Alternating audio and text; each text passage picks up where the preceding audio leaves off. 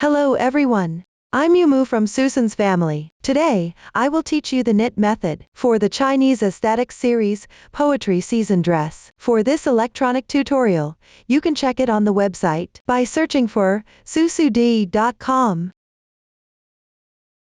This dress is divided into the back piece, left and right front pieces.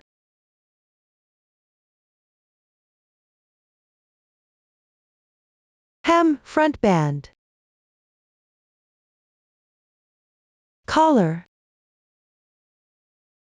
and sleeves, and the drawstring.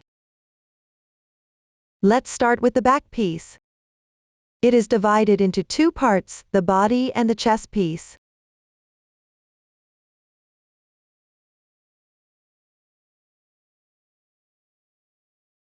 The body uses the cable cast-on method. Work back and forth.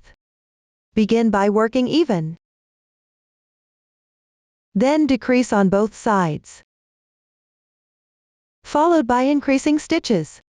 For the chest piece, leave space for the armpit position.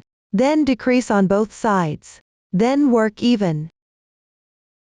Finally, work short rows on both sides to form the sloping shoulders. Now let's take a look at the chart.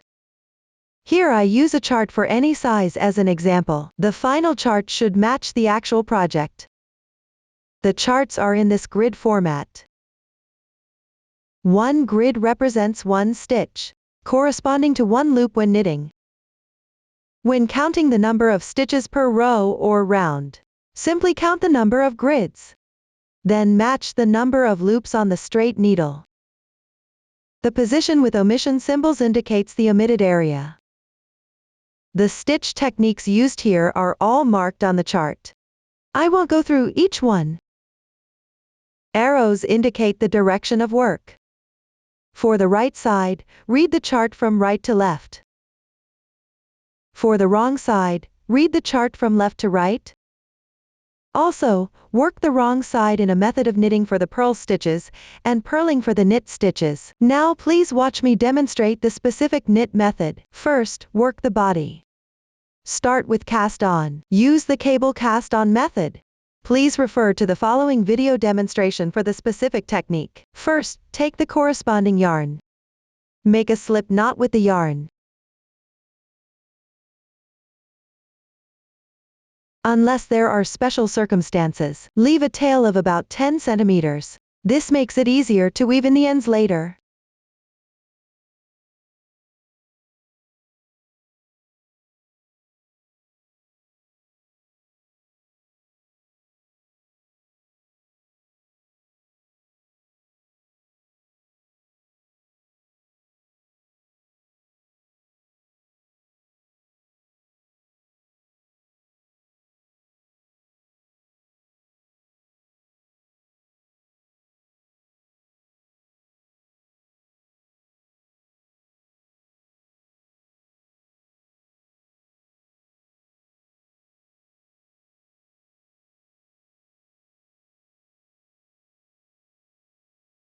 This is the method of cable cast on. After completing the cast on, next, knit the first row evenly. The swatch has fewer stitches here. The main focus is on demonstrating the method. Refer to the chart. Here, I will demonstrate using a large size as an example. Those making a smaller size can first learn the method, then follow the chart to knit. This row is worked on the right side. Read the chart from right to left. Begin by following the chart to knit 3 stitches. Insert the hook into the loop and knit.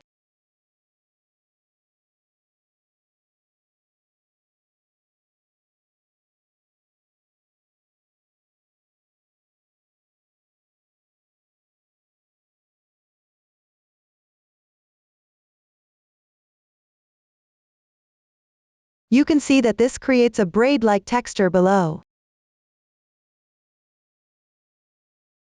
Continue with 1 purl stitch. Pay attention to changing the position of the yarn.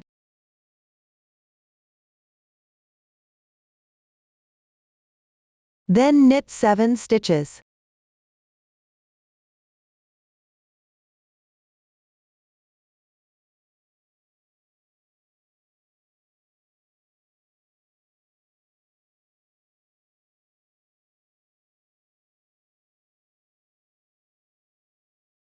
Next, work 1K2 tog.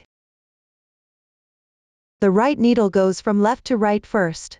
Pass through both loops at the same time. Knit 1 stitch. This completes the K2 tog stitch. Hereafter, we will refer to it as K2 tog. You can notice that the loop on the left side is on top. Then knit 2 stitches.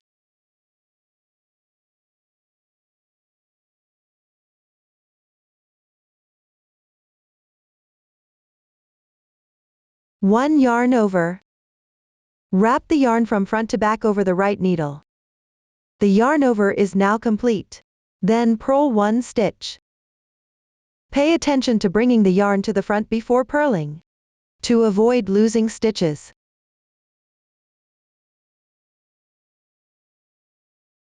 Continue with 1 yarn over. Then knit 2 stitches.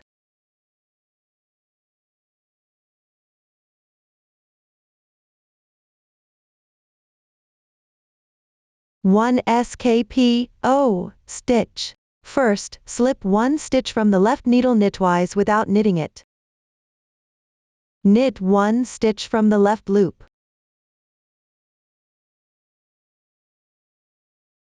Then slip the unknitted stitch over. The SKP stitch is now complete. Hereafter, we will refer to it as SKP. You can notice that the loop on the right side is on top. Continue knitting 7 stitches.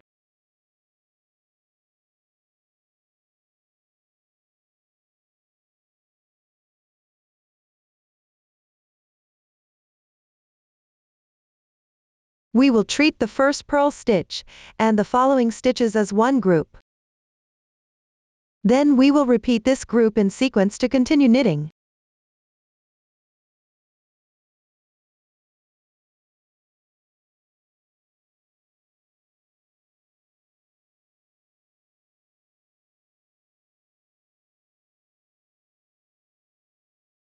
After completing the last group, 1 purl stitch, 3 knit stitches,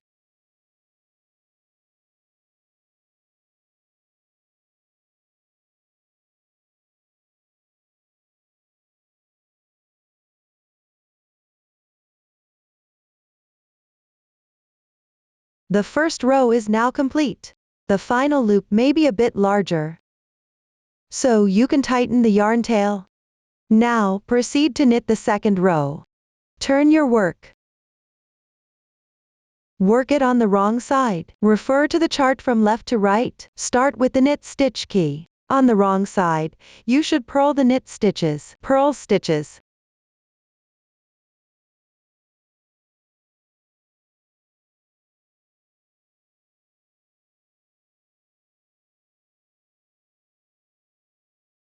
When you encounter a purl stitch key, knit the stitch. You can also follow the texture. Purl texture corresponds to purl stitches.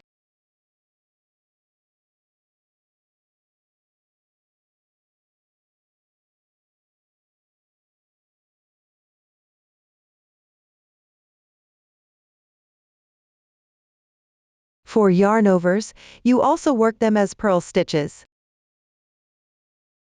Knit texture corresponds to knit stitches. Continue to complete this row.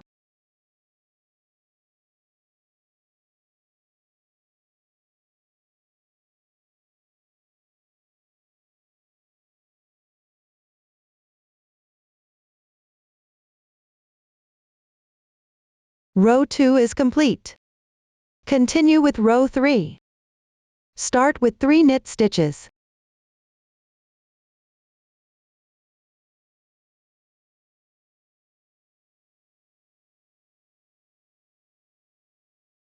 Below is a nup. First, knit 1 stitch in the loop on the left side. Don't let go of the loop yet. Then work 1 yarn over. 1 knit stitch. Be mindful not to work too tight. 1 yarn over stitch. 1 knit stitch. Release the loop. Then turn it over. Correspondingly, work 5 knit stitches.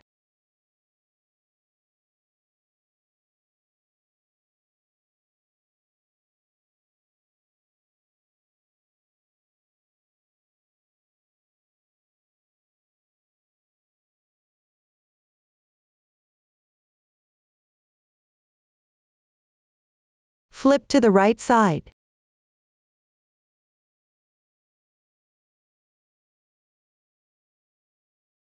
Decrease the next 5 stitches into 1 stitch. First slip the next 4 stitches one by one.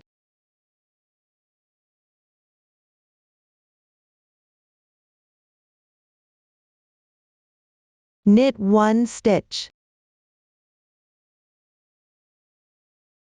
Then slip the next 4 stitches on the right side one by one. Cover this stitch.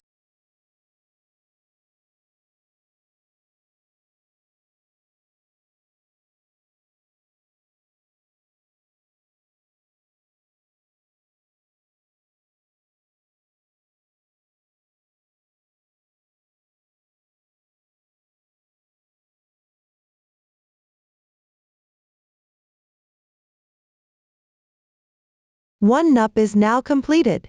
You can also make nups according to your own preference. Just ensure a nice raised bump on the right side. Continue following the chart for the next rows.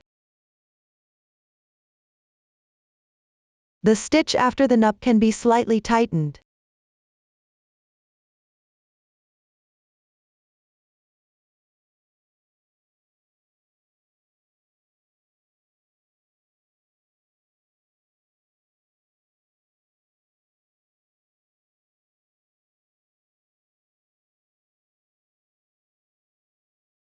Row 3 is complete. Now work on row 4. Follow the same method as row 2.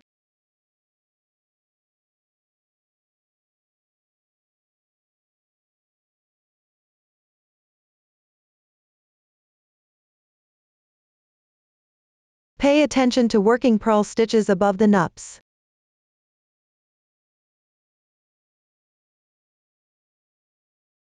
Continue following the chart to complete this row.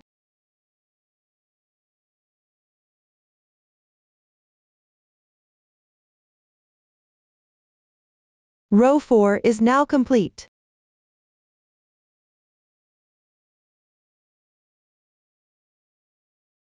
Keep following the chart and work back and forth. Continue until you finish the even section. Pay attention to the positions of yarn over and cluster stitches, don't make any mistakes. On the wrong side, be mindful of how you work the nup positions by referring to the chart. Here's how you can count the rows. Find the continuous chain stitches running up and down. Each chain stitch represents 1 row. Start counting from the first chain stitch. The number of chain stitches indicates how many rows you've completed. The loops on the straight needle do not count as a row. This is the method for counting rows. That concludes the explanation of the even section.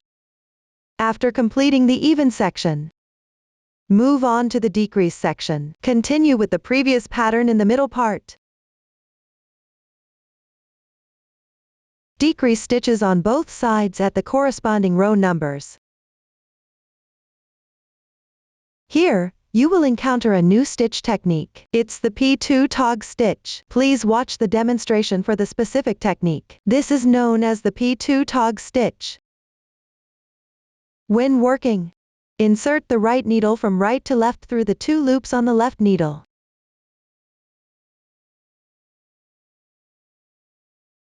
Purl 1 stitch.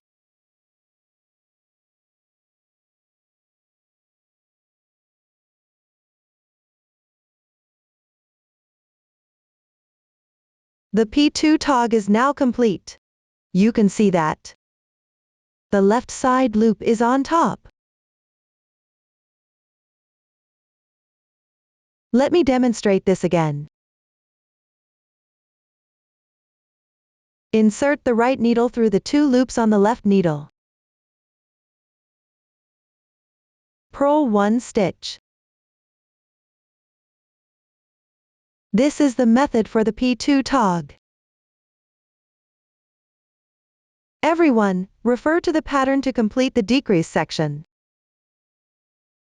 Finally, knit the increase section. Continue knitting the pattern in the middle. Perform increases on both sides. The new stitches used are the RLI and the LLI. Please watch the demonstration for the specific technique. The RLI. Usually, below the loop is a braid. First, pick the strand on the right side of this braid.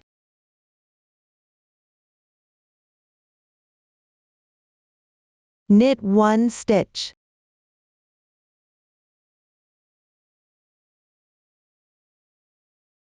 This is the added stitch. Then continue to insert the hook into the loop of this stitch. Knit 1 stitch.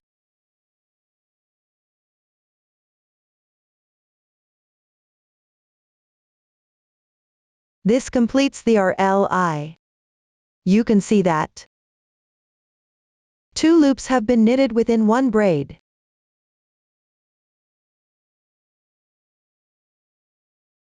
Let me demonstrate this again.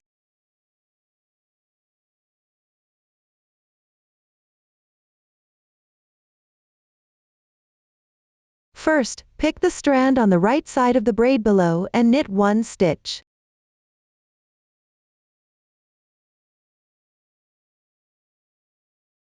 Then pick up this loop and knit another stitch.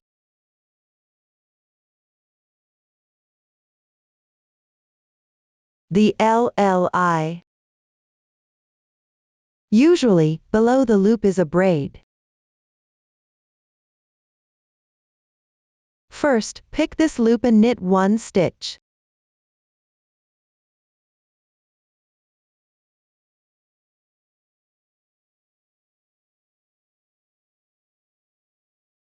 Then find the second braid below the loop.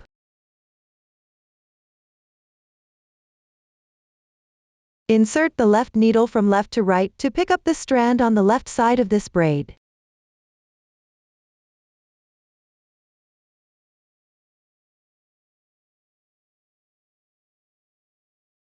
Then knit 1 stitch.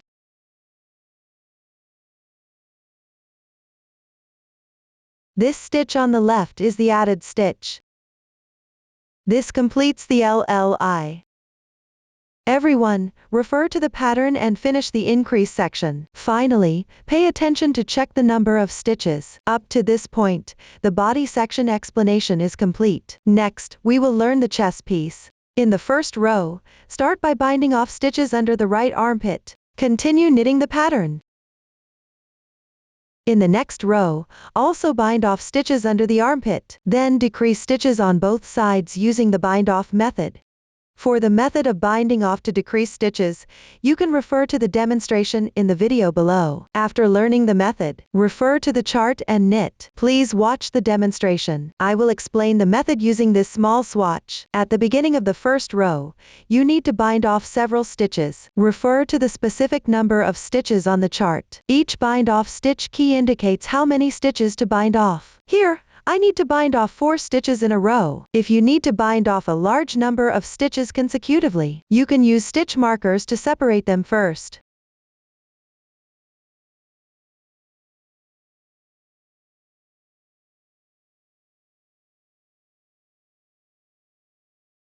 Start binding off.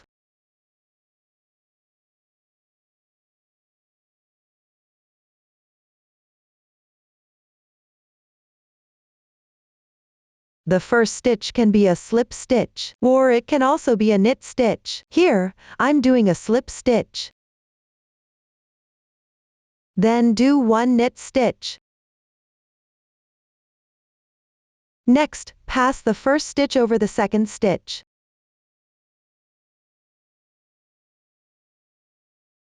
This way, you've bound off one stitch. If no special instructions, on the right side, bind off using knit stitches. Continue with one more knit stitch. Bind off one stitch.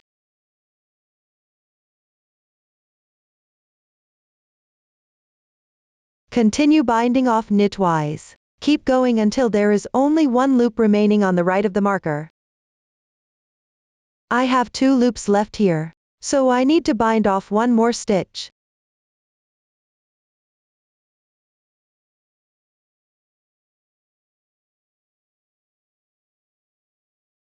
Now there is only one loop remaining on the right of the marker.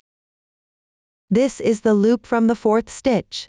We need to bind this stitch off as well.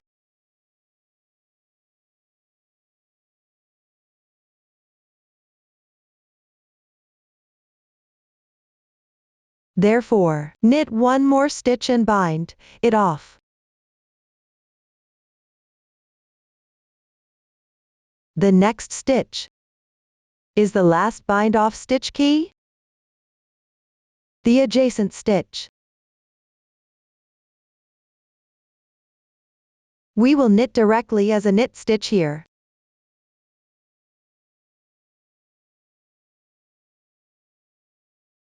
Note: since different patterns may have different stitch techniques, you need to refer to the chart for this stitch. After finishing, bind off the 4th stitch as well.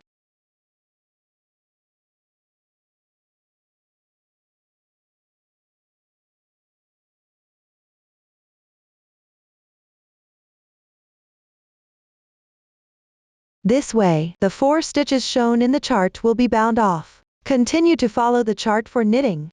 Note: the next step should start from the 2nd stitch next to the bind off stitch key. Before starting, slightly tighten this loop to prevent a noticeable hole. There are no special patterns here, so we will knit all stitches. Finish knitting this row.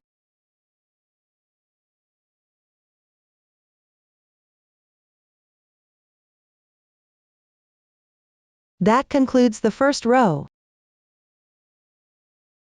Continue to knit the second row. We will work this row on the wrong side. Also, bind off the first 4 stitches at the beginning.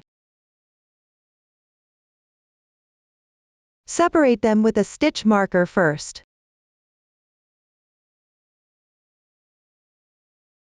Start binding off the stitches. Similarly, you can slip the first stitch, or you can purl it. Here, I will slip the stitch. Then purl one stitch.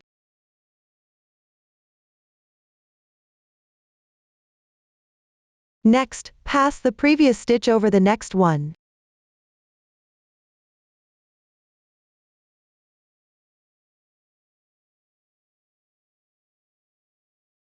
That's how you bind off one stitch. Continue by purling one stitch and binding off one stitch.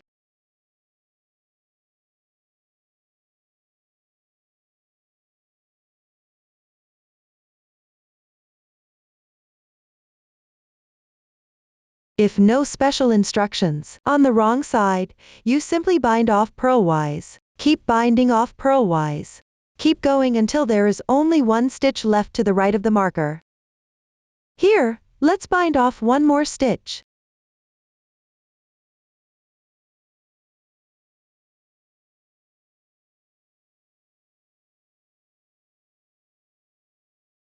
Now there is only one stitch left to the right of the stitch marker. This means there is only the loop of the 4th stitch left. Bind off this remaining stitch as well. So you need to work one stitch and then bind off. For the next stitch, which is adjacent to the last bind off stitch key,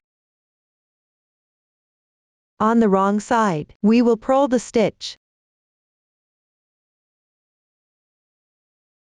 binding off the 4th stitch.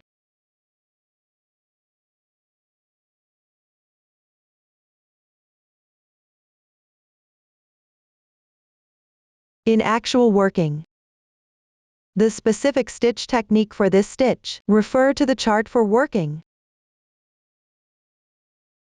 This way, the 4 stitches on the chart will be bound off.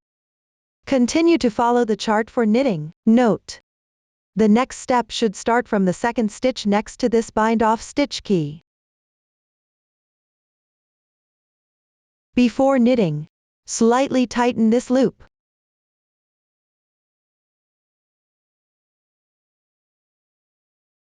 To prevent a noticeable hole. There are no special patterns here, we will purl all stitches.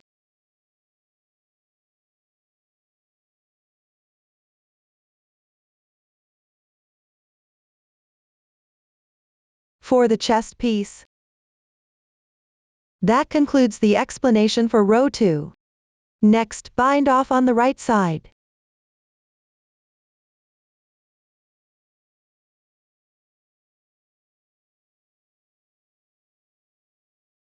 Using the same method as row 1. Bind off on the wrong side.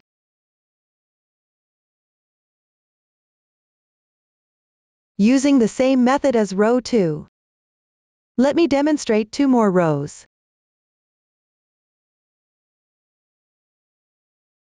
Continue with row 3. At the beginning of this row, bind off 2 stitches.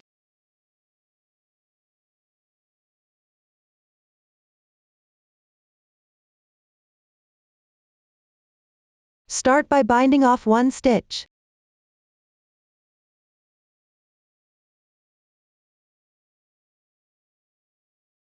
On the right side, bind off knitwise.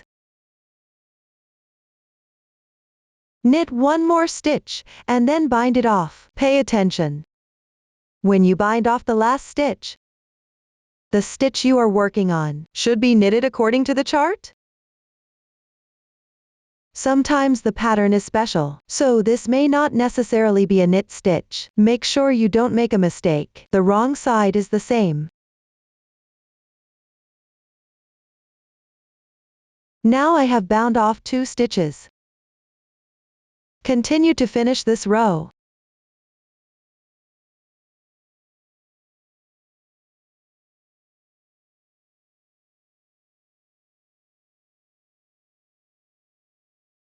Once completed, continue with row 4. This row also starts with binding off 2 stitches. Start by binding off 1 stitch. On the wrong side, bind off purlwise.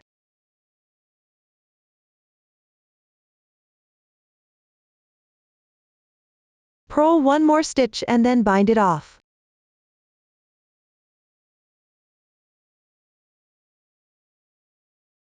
This way, you have bound off 2 stitches. Continue to finish this row.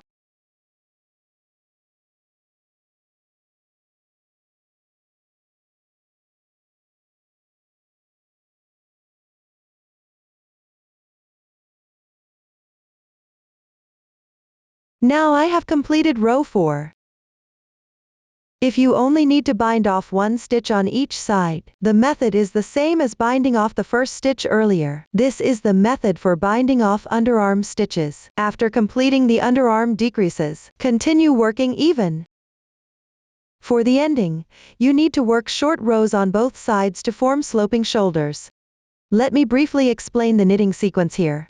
Start with short rows on the left side. The next row starts with short rows on the right side.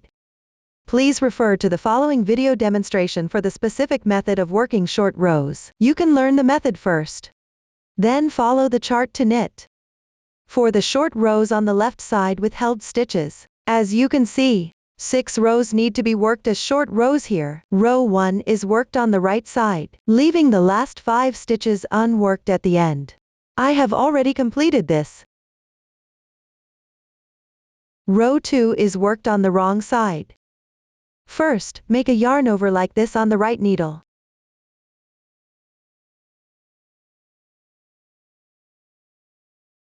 Be careful not to make the yarn over too loose, then work 1 slip stitch.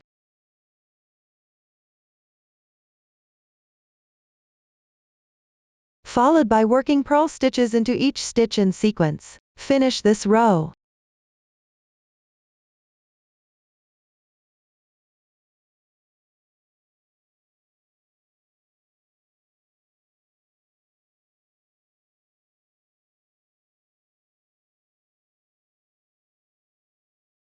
Once completed, continue with row 3. At the end of this row, besides the initial 5 stitches,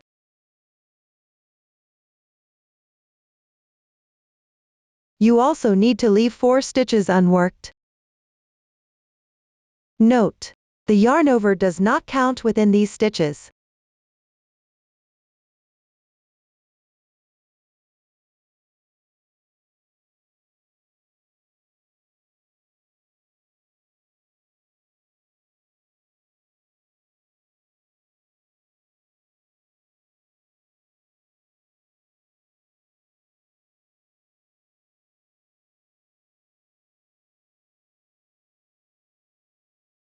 Once completed, continue with row 4. The method is identical to row 2. First, make a yarn over like this. Then work 1 slip stitch. And then follow the chart to complete this row as usual.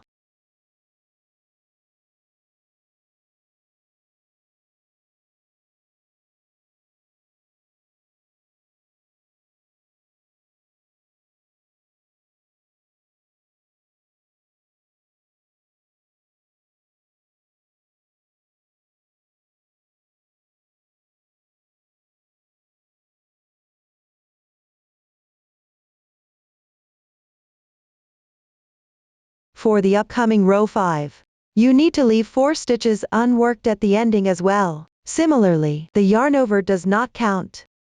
The technique for row 6 is also the same as row 2.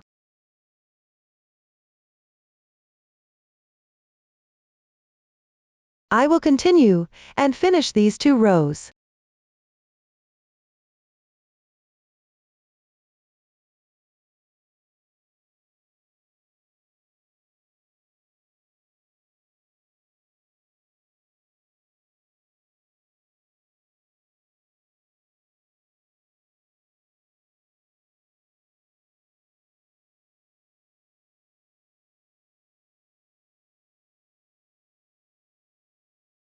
Now, I have completed the short rows.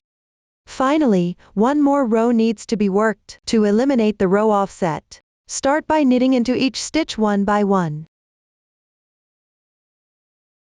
continuing until the stitch before the yarn over.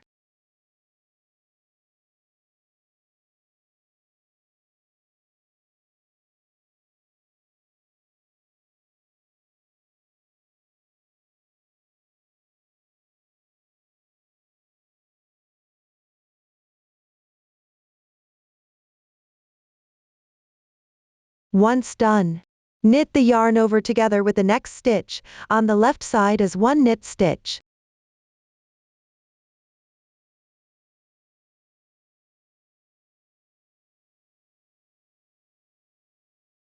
Each time you reach a yarn over position subsequently.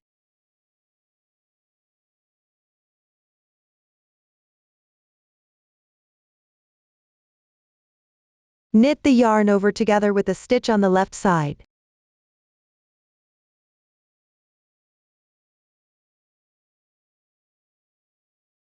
Continue to finish this row.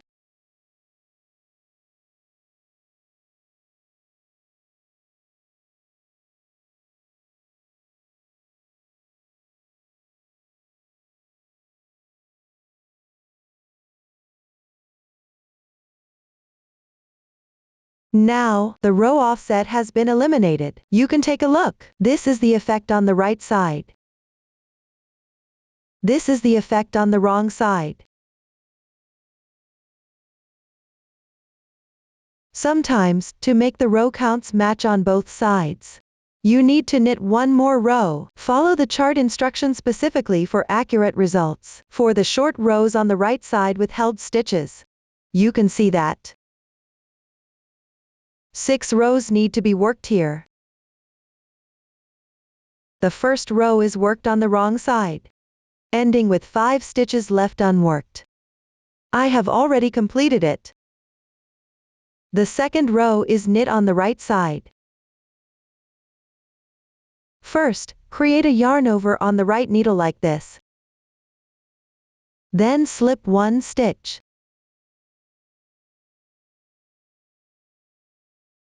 Next, knit 1 by 1 accordingly. Finish knitting this row.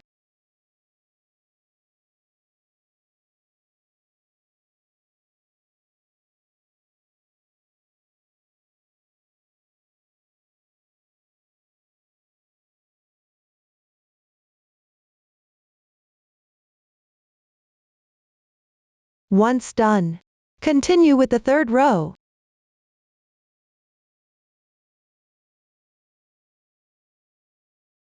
At the end of this row, besides the first 5 stitches unworked at the beginning, you also need to reserve 4 more stitches without knitting them. Pay attention. The yarn over is not included.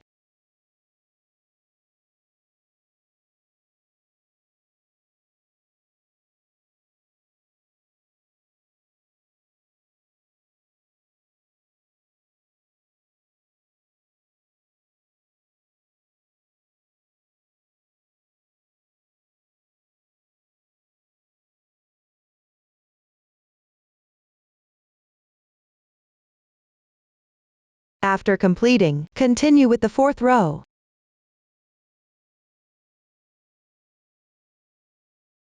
The knitting method is identical to the second row. First, yarn over 1 stitch like this. Then slip 1 stitch. Next, refer to the chart and knit the rest of the row as usual.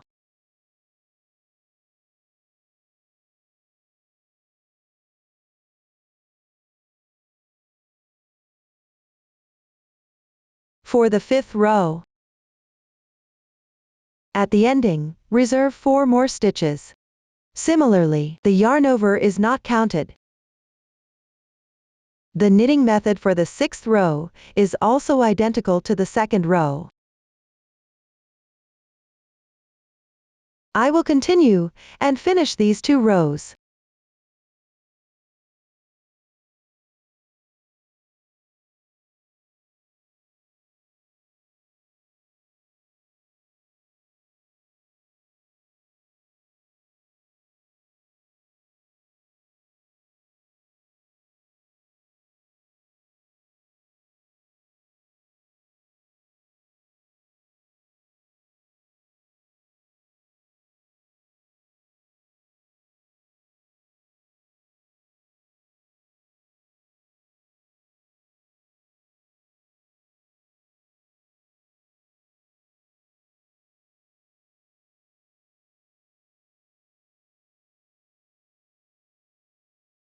Now, I have finished the short rows.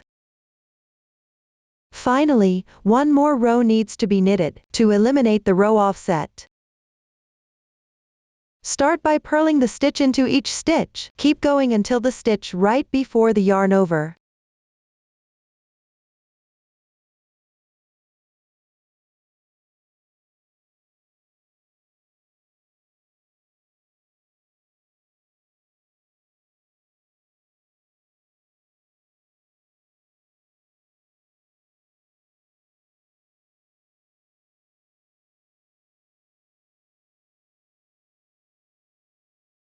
Once done, swap the position of the yarn over with the one on the left side.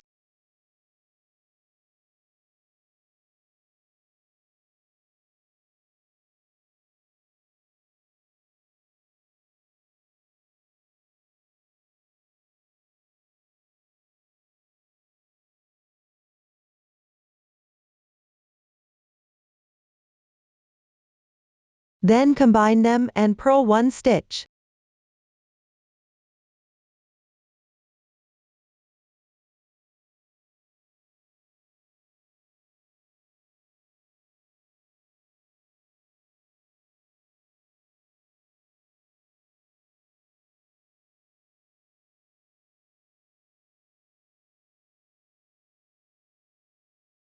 Each time you reach the yarn over position, you need to exchange its position with the stitch on the left first.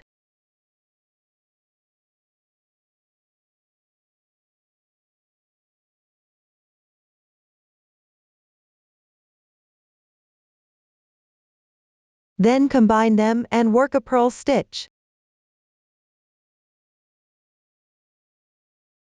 Continue and finish this row.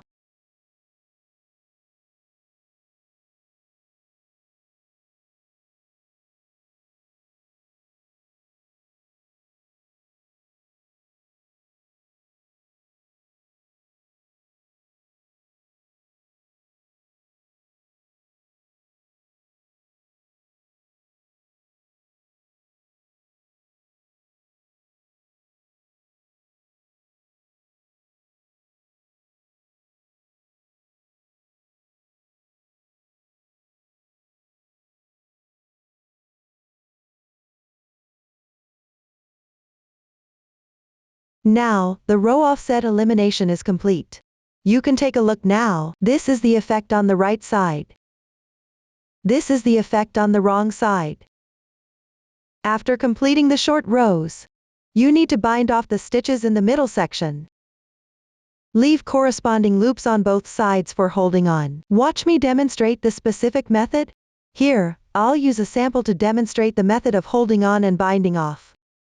The last row ends on the wrong side. Leave a 10 cm yarn tail, and cut the yarn.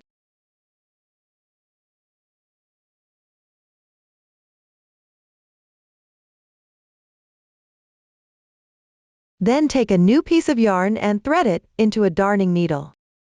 Hold on the corresponding loops on the right side.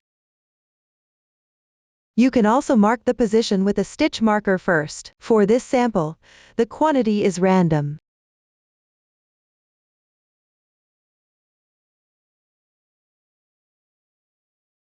You can also transfer these to another straight needle or circular needle.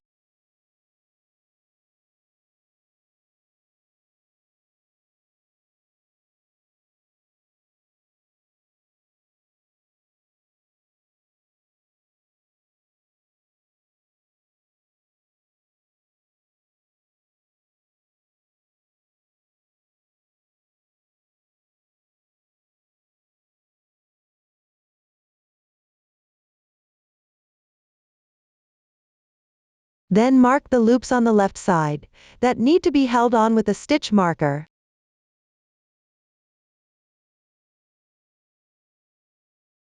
The stitch count for this sample is also random.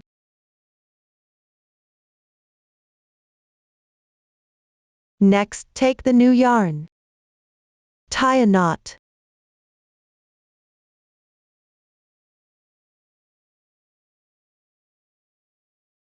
Knit one stitch. Adjust the loops a bit. Continue and knit another stitch.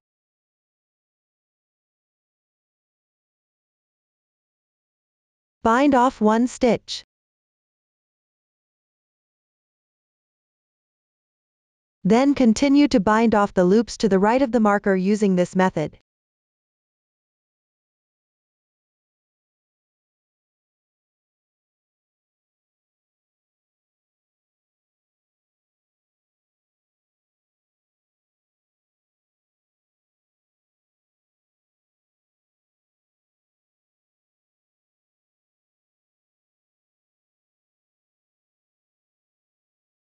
Finally, you will have one loop left. Bind this one off as well.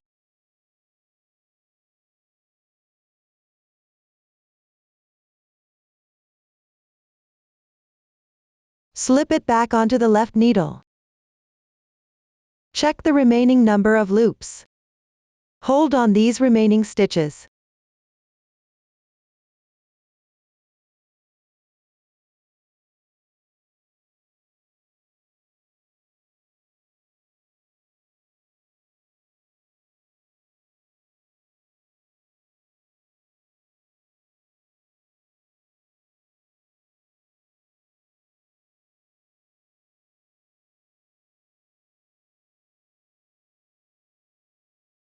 Leave a 10 cm yarn tail, and cut the yarn. After completing, weave in the yarn tail on the wrong side, following the texture and tie it off.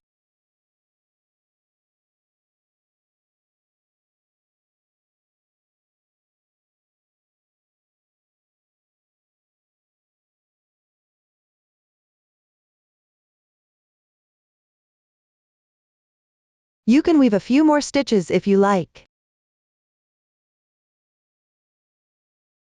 That's it for this method of binding off and holding on the stitches. Up to this point, the explanation of the back piece is complete. Next, we will learn the left and right front pieces. The left and right here refer to the actual wearing position. Both are knitted back and forth using the cable cast-on method. It is also divided into the body and chest piece. Here, I will briefly explain the general method of knitting. The beginning of the left front piece is similar to the start of the back piece. Work evenly. Then decrease stitches along the right edge. Continue working even on the left side. After completing, increase stitches on the right side. Start decreasing stitches on the left side. For the chest piece, decrease stitches at the right underarm position. Then work evenly. Continue decreasing stitches on the left side to form this curve. The middle section of decreases are done by binding off stitches. The method is similar to the one used for underarm decreases. Finally, work short rows for the shoulder shaping. Here, the methods for decreasing, increasing, and working short rows are similar to those at the corresponding position on the back piece. You can refer to the chart and follow the pattern. Please note that for larger sizes, you need to work consecutive decreases here. On the right side, end with a decrease by working SKP, O. On the wrong side, when you encounter the stitch key for SKP, O, you need to work the stitch purlwise. Please refer to the following video demonstration for the specific method. The method of working the SKP, O, on the wrong side. When working this stitch, first swap the positions of the two loops on the left needle. That is, transfer them to the right needle one by one. Then, insert the left needle from the front to pick up the next stitch on the right needle.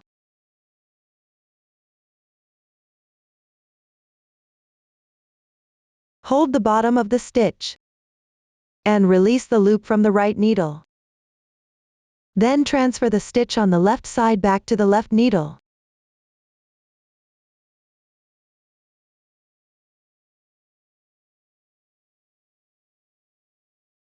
This way, the positions are swapped correctly. Next, insert the right needle from right to left through these two loops. Work one purl stitch. The SKP, O, on the wrong side is now complete. You can see that the loop on the right side is now on top.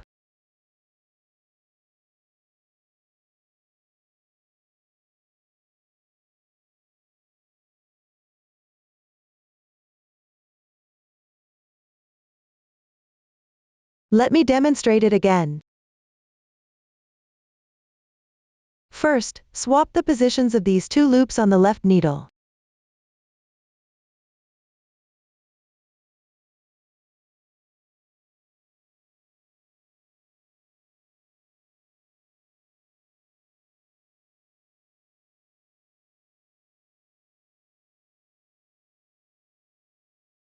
Then insert both of these loops together.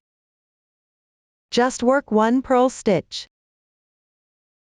This is the method for working the SKP, O, on the wrong side. At the end, join and bind off the loops held at the shoulder of the back piece together. Transfer the held loops from the back piece onto the straight needle. Then join and bind off them together. Please see the demonstration for the specific binding off method. The first method is stitch-to-stitch joinion. This method is used when all parts are still in loop form. It's a commonly used joining method. It involves joining the pieces together by binding off the loops. It's typically used for joining the shoulders of the front and back pieces. Both pieces are in loop form. We consider the side with the stockinette stitches as the right side.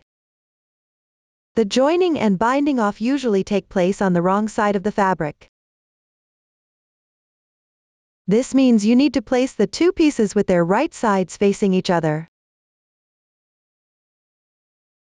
Usually, one of the pieces has an uncut yarn.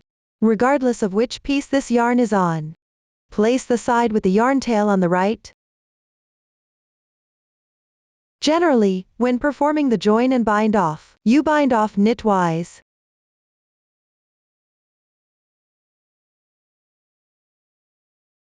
That is, go through both fabric pieces loops at the same time, knit, stitch and bind off.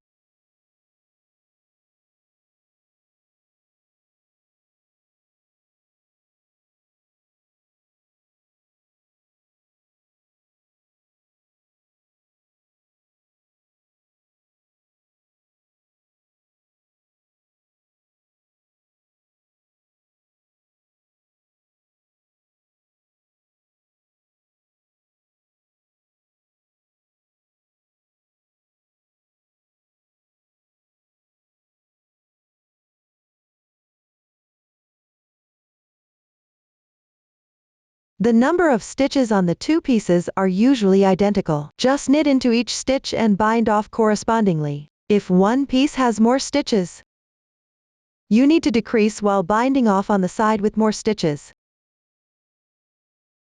Suppose this piece has more stitches. You can pass through two loops at once. Then continue by passing through one loop. Knit, stitch to bind off.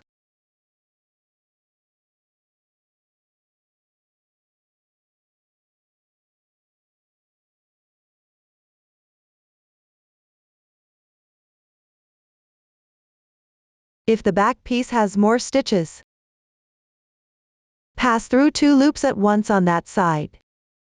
Knit, stitch to bind off.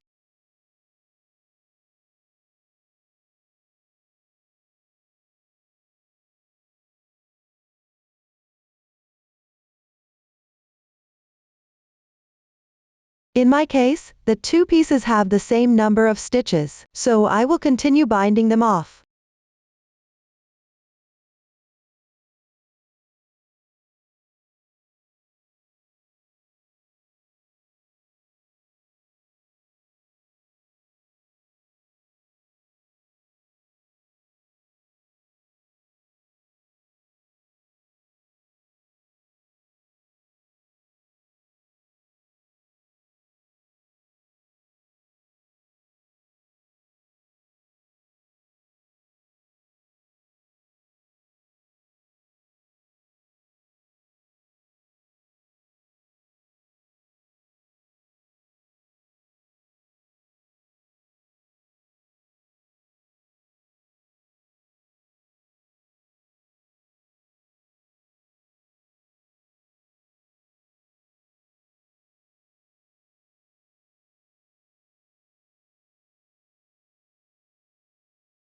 Tie off and hide the yarn tail. This is the result after binding off with combining the pieces. Start the right front piece with even stitches. Later, decrease and then increase along the left edge. Start increasing stitches on the right side. When you reach the chest piece, begin decreasing stitches for the underarm along the left edge. Then continue knitting evenly. For the last few rows, work short rows to form the sloping shoulder. Continue increasing stitches on the right side. Start by increasing with a RLI. There will be more increases later on. Increase according to the M1BL method, then bind off on the right side. Then decrease stitches. The method is similar to the decreases made on the right edge of the back piece underarm.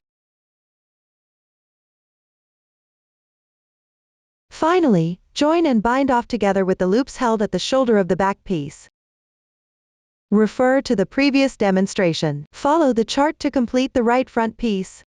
For the M1BL increase method, please see the demonstration. When performing a M1BL,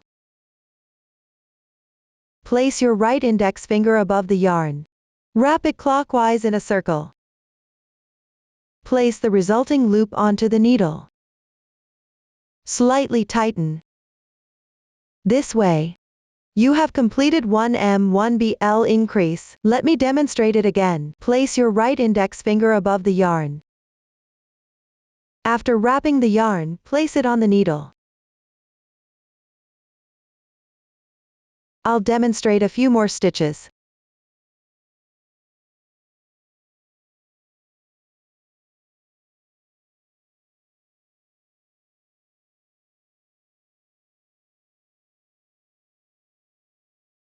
Let's take a look.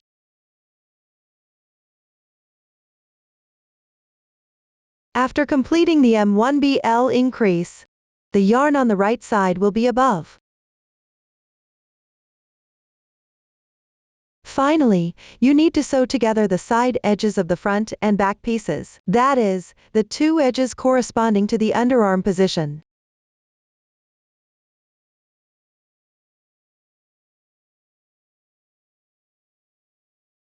Use the yarn used for knitting the front and back pieces. Sew according to the row-to-row sewing method. When sewing, pay attention to matching the stitch patterns as much as possible. For specific sewing methods, please refer to the video demonstration below. Next, let's learn how to join rows. We usually use the invisible seam method. When sewing, pick up the horizontal carried yarns along the edges. Let's start by getting to know the knit piece. First, locate the first stitch on the edge. The first edge stitch usually has 4 possible situations. The first situation is a slip stitch. That is, you pick it following the texture without knitting, forming a large braid. The second situation is also a slip stitch. However, when making the slip stitch, it goes against the texture below, forming a knot like this.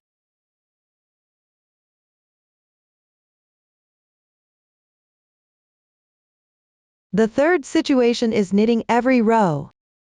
Usually, you knit stitch on the right side and purl stitch on the wrong side. This forms small braids like these.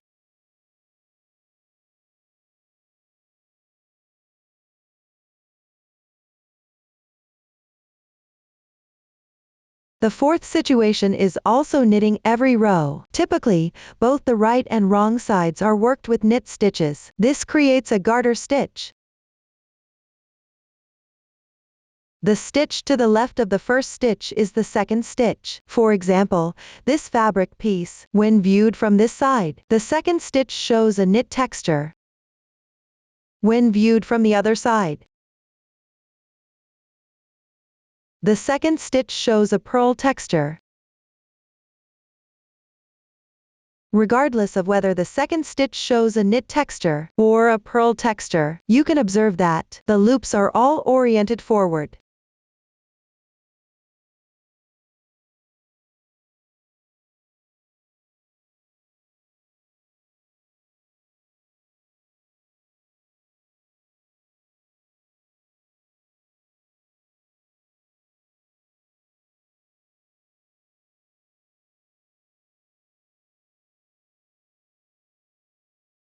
The loops that are oriented backward, with the horizontal lines below them, represent the horizontal carried yarns between the two stitches.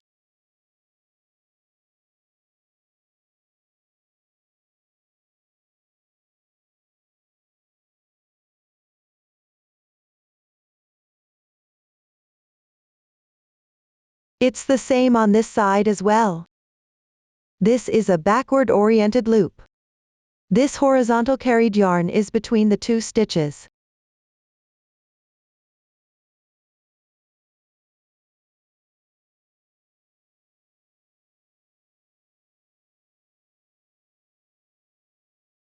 The edge stitches in a garter stitch pattern are also the same. This is the second stitch.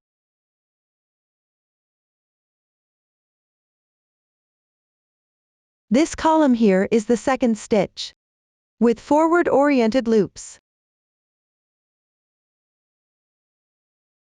Between these 2 stitches, there is a backward-oriented loop. This line here is the horizontal carried yarn between 2 stitches.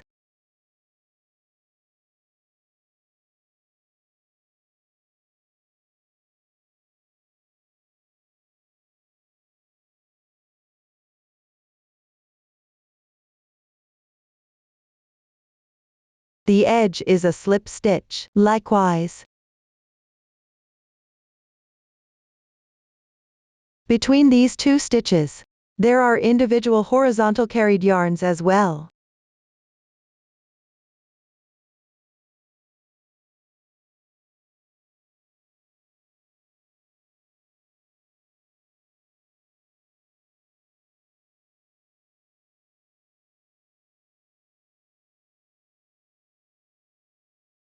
No matter which kind, 1 carried yarn roughly corresponds to 1 row. Before sewing together, you can weave in the yarn tails on the wrong side first, and tie a knot to secure it. Here, I won't hide the yarn tail. For seamless sewing, you alternate between these 2 fabric pieces,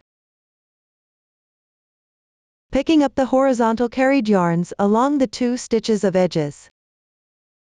To sew them together, pick up 1-2 strands each time. Note, if the row counts match for both pieces, you can sew them together correspondingly. This means picking up the same number of carried yarns each time.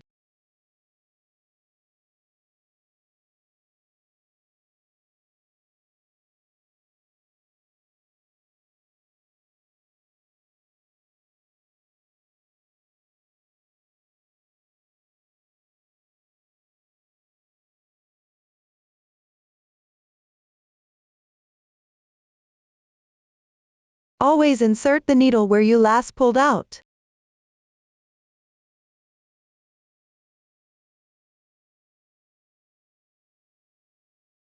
To pick up the horizontal carried yarn, here, I pick up 1 strand each time.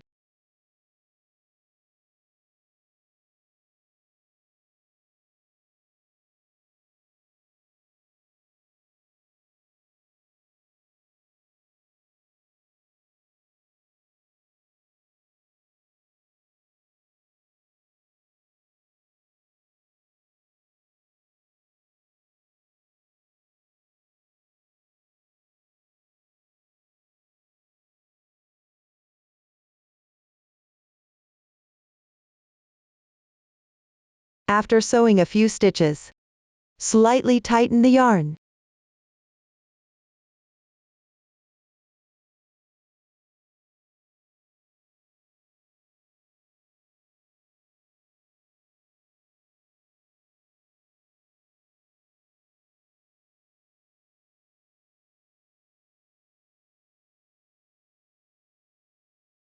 If the row counts of the 2 pieces differ, but you need to sew them together evenly, you can pick up more strands on the side with more rows, as appropriate. For example, generally, you pick up 1 strand each time. On the side with more rows, you can pick up 2 strands at appropriate positions.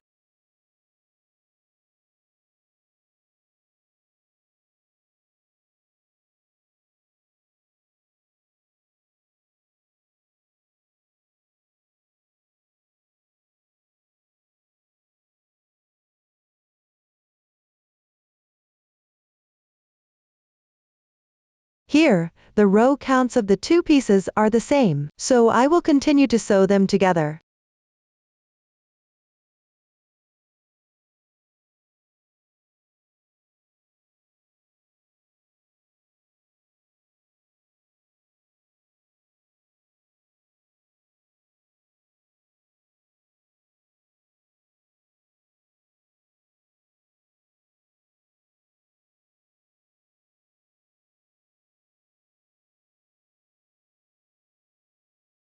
This is the seamless sewing method for rows. Up to this point, the explanation for the left and right front pieces is complete. Next, let's learn about the hem, front band, and collar.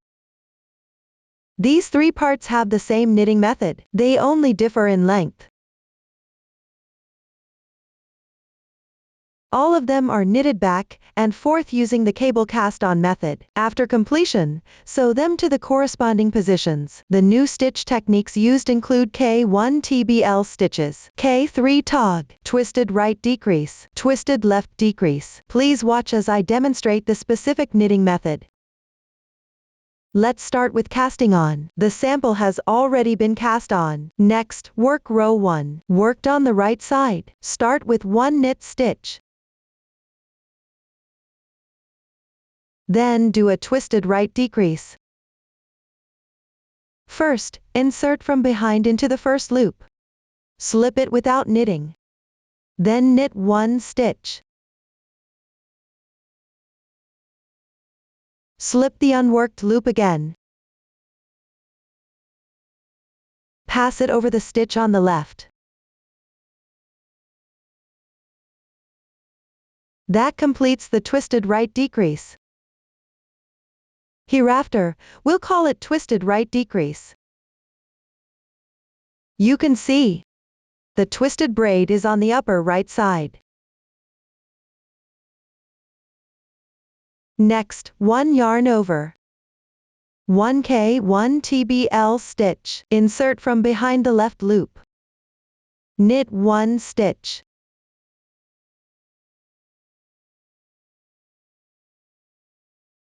The K1 TBL stitch is done. Continue to follow the chart for knitting.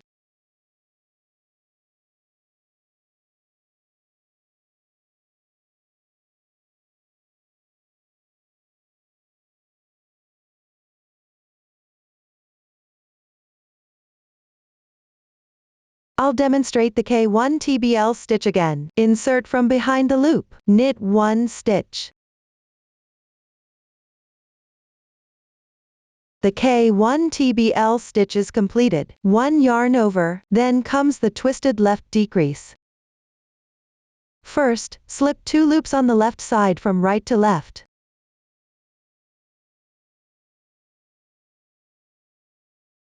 Then, pick up the left loop from right to left with the left needle. Next, pick up the right loop from left to right.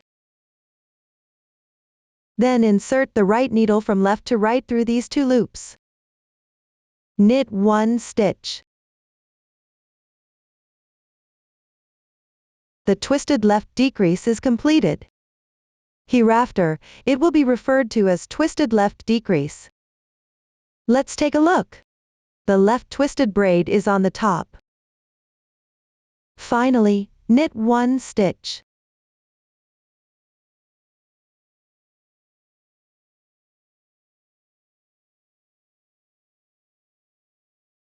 Row 1 is completed. Now proceed to row 2. Turn over. Start with 1 purl stitch.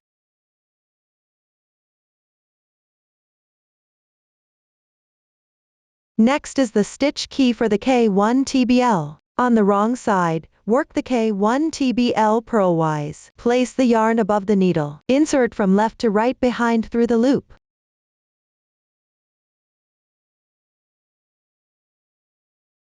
Work 1 purl stitch.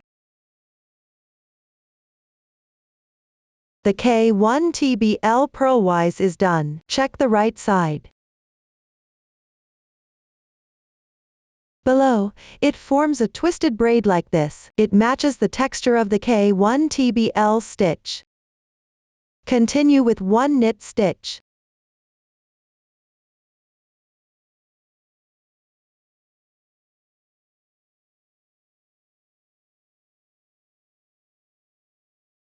One K1 TBL purlwise.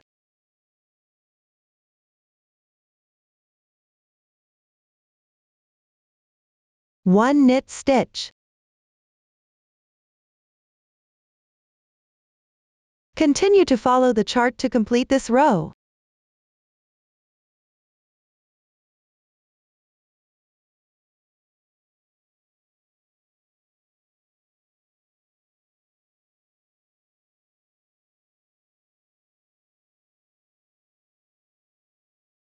Row 2 is completed. For the following rows 3 to 6, work them in the same way as rows 1 and 2. Pay attention that the positions of the yarn over and clusters should refer to the chart. Below, I will demonstrate row 7. Start with 1 knit stitch. Twisted right decrease.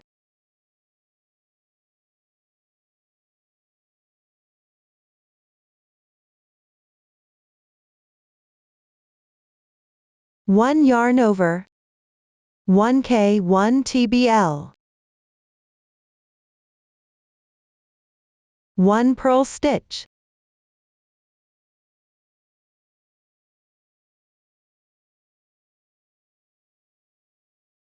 One K3 tog.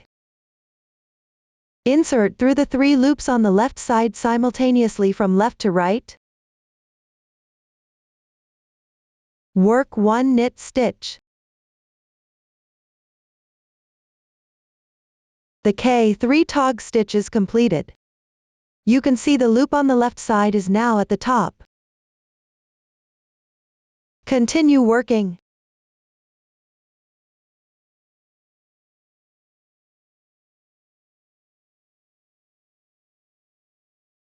At the end, work a twisted left decrease.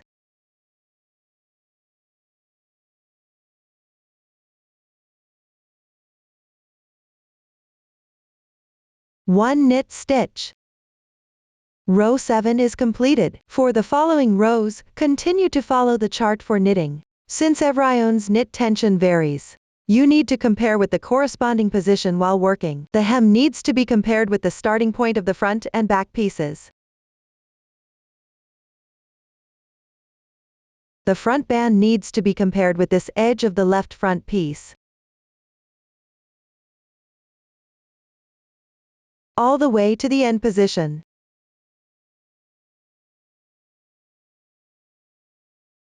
When comparing, pay attention to include the width of the hem. The length of the collar should refer to the measurements on the chart. In practice, adjustments can also be made according to preference and need. Everyone, follow this method. Knit to the corresponding length and then bind off. At the end, leave a little yarn tail, tie a knot, and hide it well. For the method of binding off, please refer to the demonstration in the video below. Bind off knitwise, usually after finishing the stockinette stitch. On the right side, you can use this method. When binding off in this situation, first knit 2 stitches.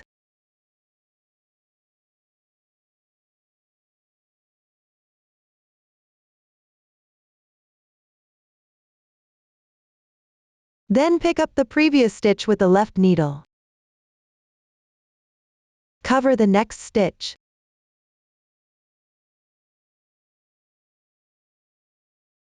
This way you've bound off 1 stitch. Continue with 1 knit stitch.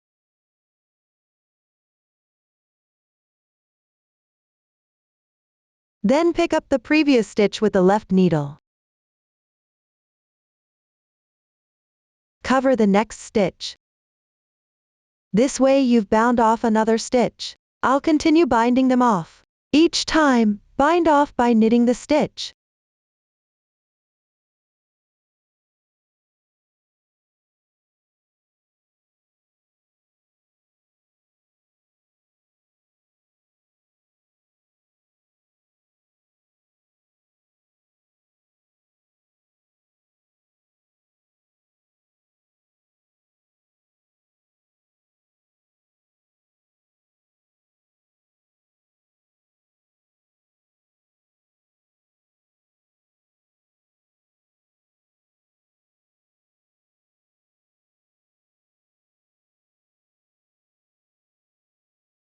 Now there's only 1 loop left. Stretch the loop. Then leave a tail and fasten off. The length of the yarn tail depends on the specific situation of the fabric. Usually, leaving about 10 centimeters is sufficient. Pass the yarn tail through the loop. Pull tight.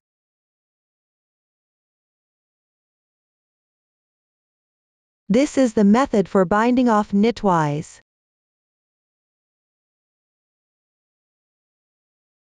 Regardless of which binding off method you use, the technique for securing the yarn tail at the end can be referenced from this demonstration. And once everything is completed, if you're not specifically leaving a long tail for sewing, these short tails can be woven in on the wrong side, following the fabric texture.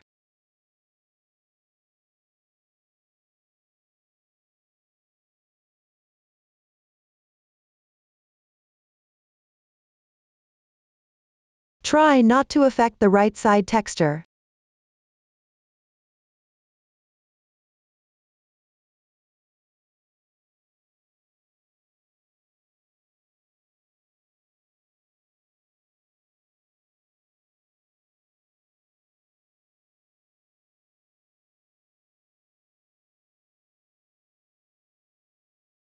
When weaving in the ends, you can weave in the entire yarn tail completely.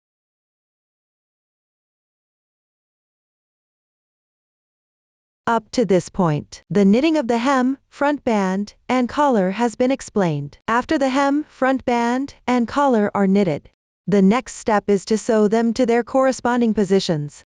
Start with the hem. Place it right side facing up. Align the beginning stitch with the right edge of the right front piece.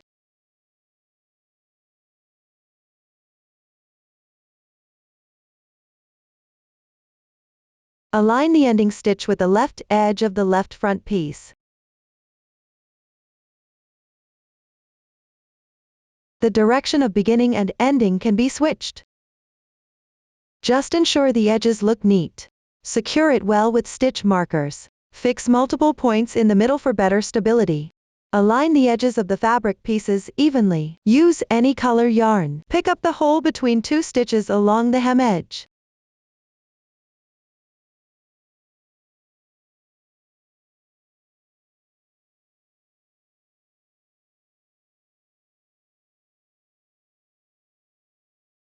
Take a look at the small braids on both sides of the fabric.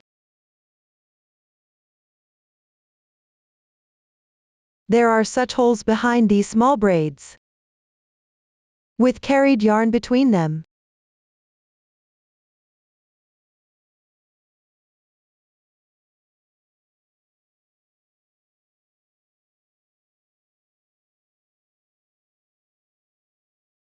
Pick up the carried yarn between these two stitches. Sew it to the braid above the beginning stitch. Follow the sewing method for stitch to row to sew seamlessly. Please refer to the video demonstration below for specifics. If the stitches are in a bound-off state, you need to sew them together with the rows.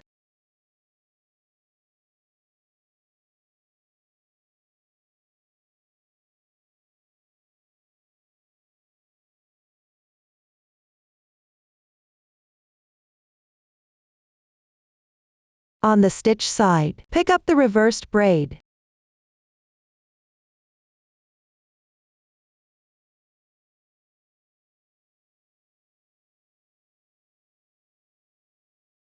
On the row side, pick up the horizontal carried yarn.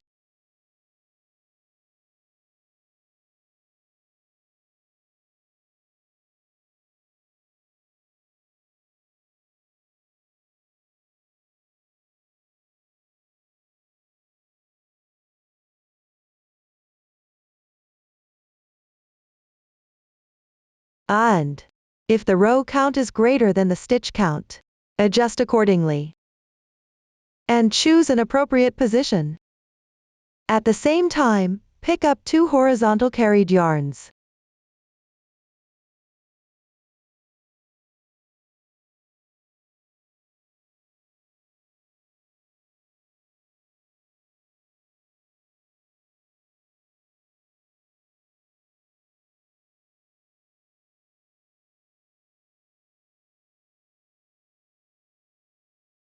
If you don't need to sew a braid effect, just pull the yarn tight.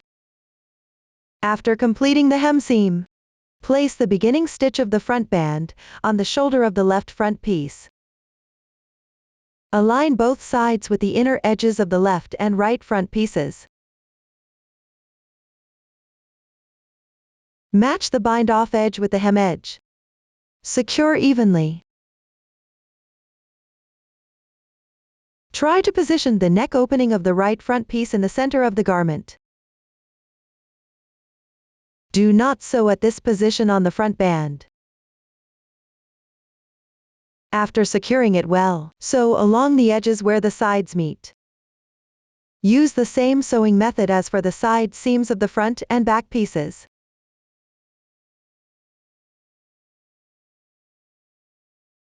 When you encounter a stitch position, follow the row to stitch sewing method to sew.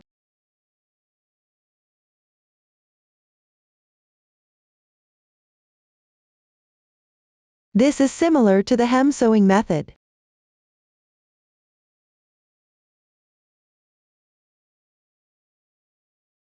Finally, sew the beginning stitch to the bind-off point of the back piece. Sew using the stitch-to-stitch method. Please refer to the following video demonstration for specifics. All stitches are in the bound-off state.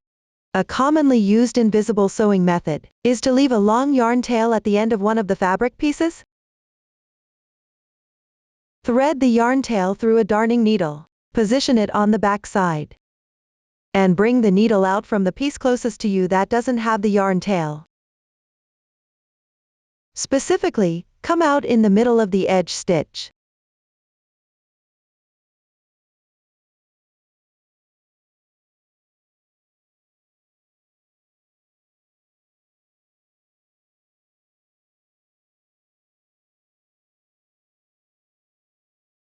Then, bring the needle out from the middle of the edge stitch on the other piece behind it.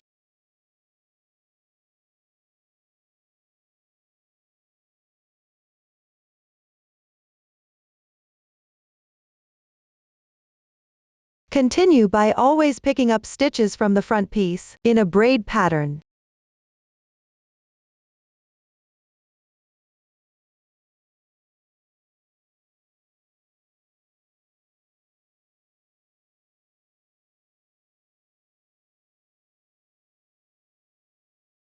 And then from the piece behind, pick up in a reverse braid pattern.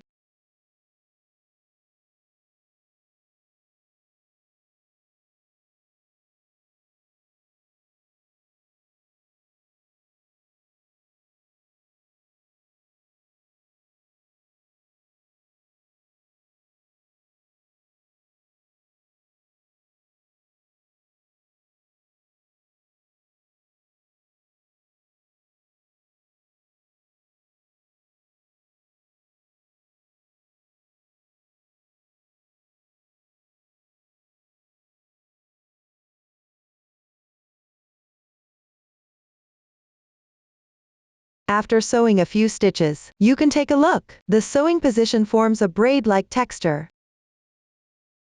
If you pull tight,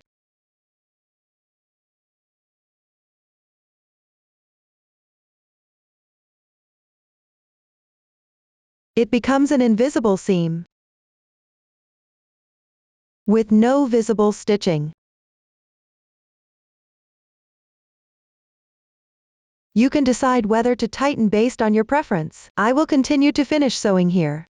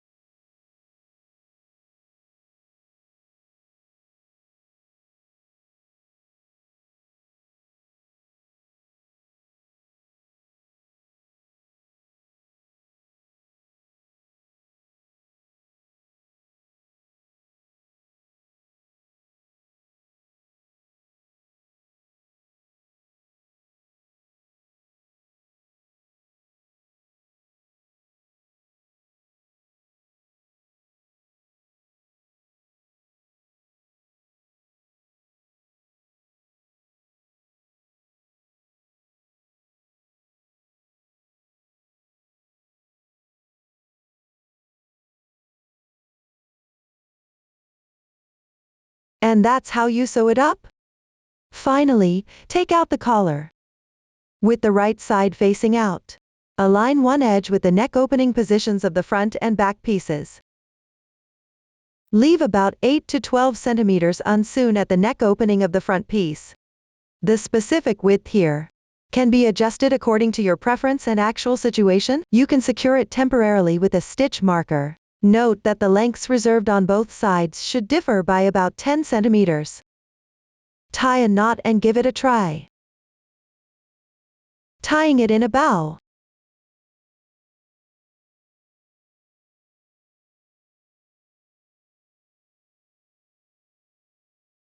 Pull out the shorter side.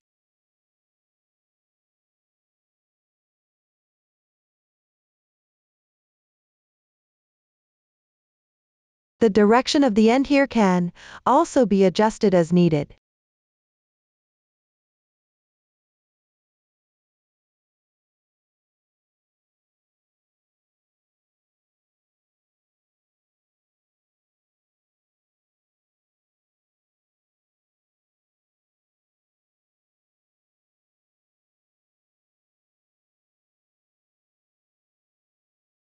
If the reserved length is not suitable, adjust it according to the actual situation for a neat appearance. Finally, sew together the areas that need to be sewn.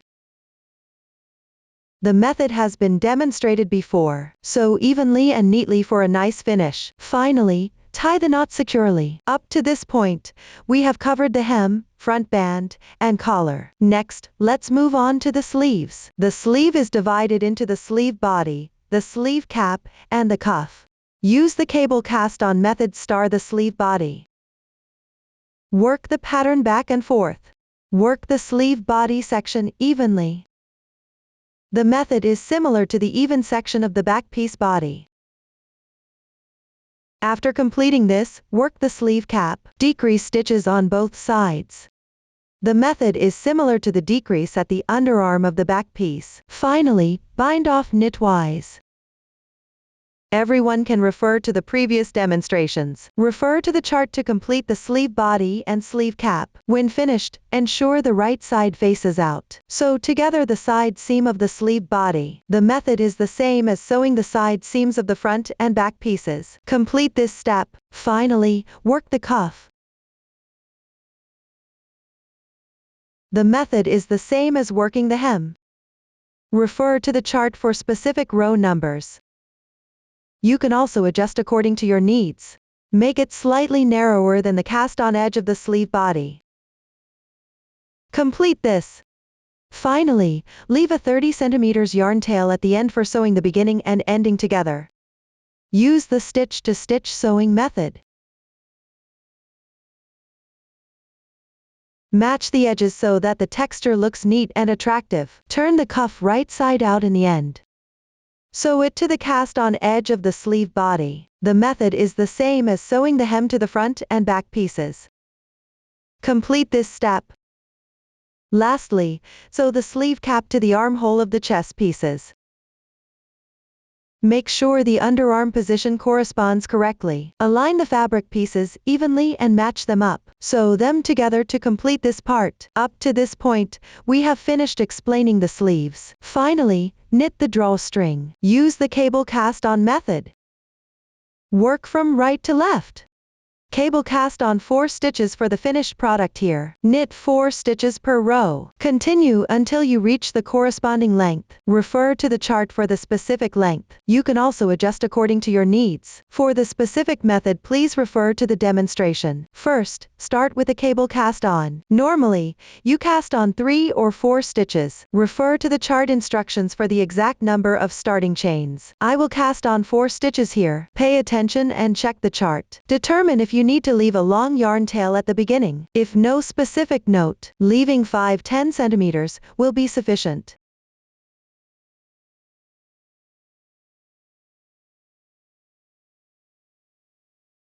The starting method can also be chosen based on your preference.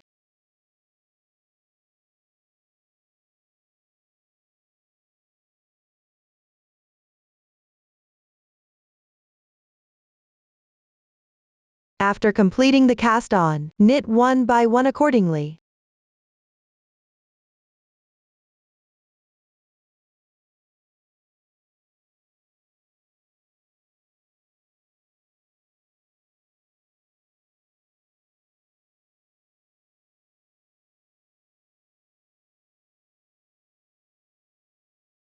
Once done, move this entire section to the right side of this needle. Pay attention not to turn the work. Then, use this same yarn, and knit from right to left sequentially.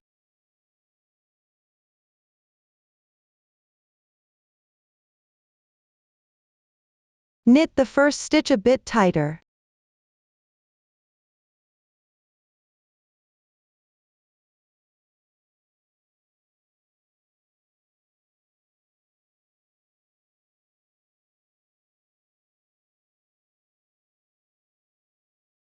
Next, repeat this process each time. Move the loops to the right side.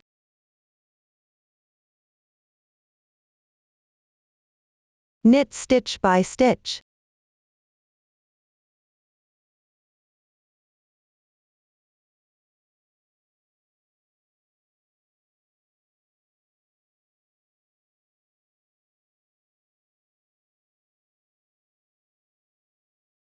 Continue knitting in this manner.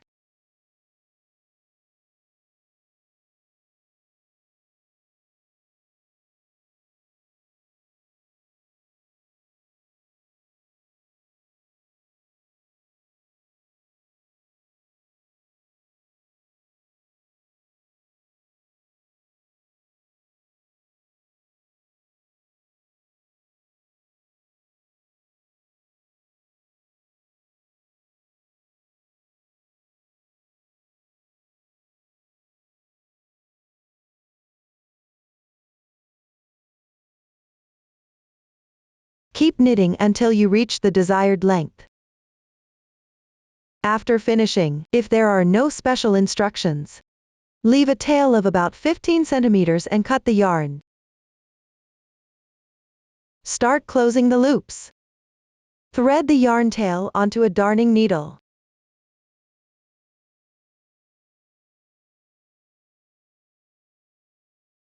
Then insert from right to left through these loops.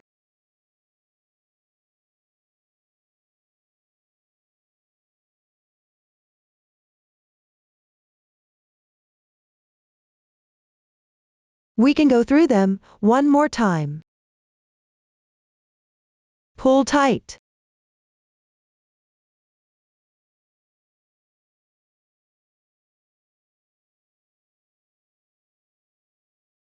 Finish the loop closing. This is the method for knitting a drawstring. After completing the drawstring, weave in the ends. Locate the boundary where decreases and increases were made on the front and back pieces.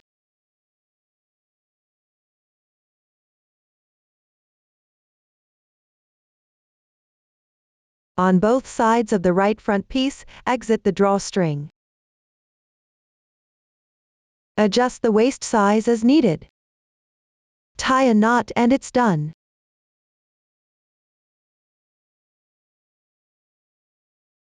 That concludes the explanation of the drawstring. Up to this point, the entire dress has been explained. If you have any questions during the process, don't hesitate to reach us via our website. Susan's Family, supporting your handwork experience, sharing the joy of life. Thanks for watching, everyone. See you in the next episode.